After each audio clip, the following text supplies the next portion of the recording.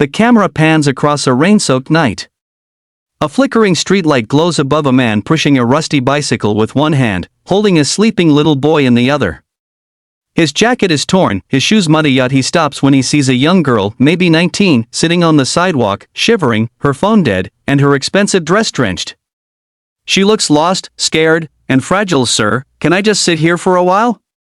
"Please," she whispers. The man hesitates, looks down at his son, and finally says softly, "You can come home." It's not much, but it's warm.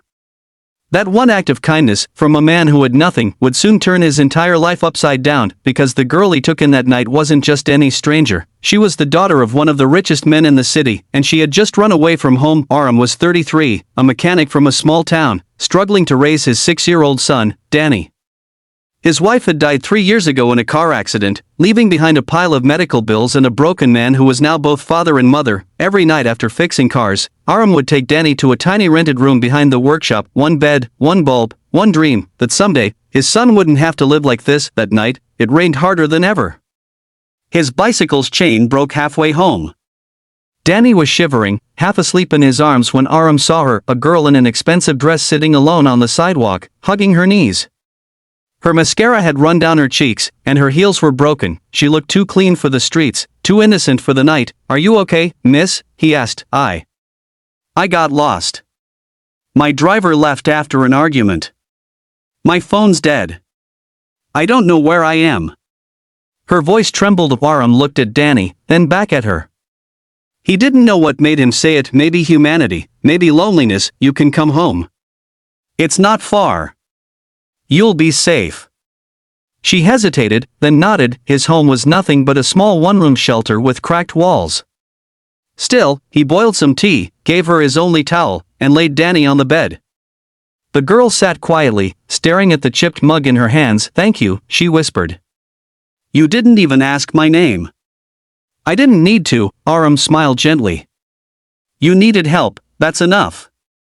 She smiled faintly. "I'm Ayla." Later that night, while Danny slept, Ayla noticed a picture frame Aram with his late wife and baby.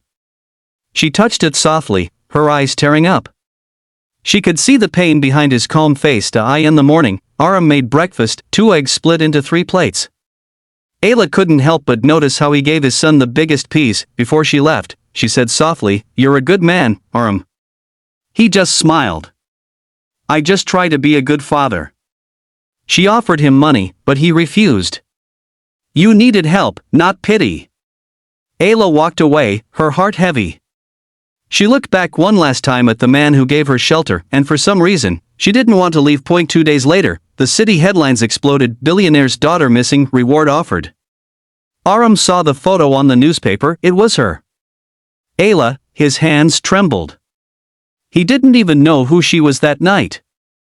He thought about the tea, the blanket, the way she smiled at Danny, and that smile haunted him for days. Meanwhile, Ayla returned home. Her father, Mr. Ryan Malik, one of the richest men in the country, was furious. "Do you know how worried I was? You can't just disappear like that." Ayla tried to explain. "Dad, I was suffocating. You've built walls around me, gold walls maybe, but still cages. That man, he had nothing, but he was free. And he shared the little he had with me." Her father didn't understand. A week later, Ayla went back to find Aram. She found him working under a car, grease on his hands, a smile on his face when he saw her. "You're safe," he said, relieved. "That's all that matters." She nodded, her eyes moist. "You didn't ask who I was." "Why?" He shrugged. "Because that night, it didn't matter." Ayla couldn't explain the emotion swelling in her chest.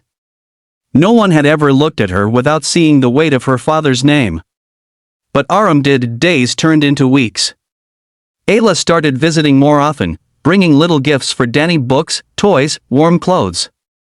But she noticed something. Aram never asked for anything. When her father found out, he was enraged. "You're visiting a poor mechanic? What are you thinking, Ayla?" She stood tall. "I'm thinking that money can buy houses, Dad, but not homes. He gave me one when I had none." Her father sent men to offer Aram a large sum, a thank you for helping his daughter. Aram refused again. "Sir, I didn't help her for money. I helped her because she was someone's child, just like my boy is mine. That simple line broke the billionaire's pride. Weeks later, Mr. Ryan visited Aram himself. He saw the little workshop, the boy reading on the floor, the framed photo of Aram's late wife.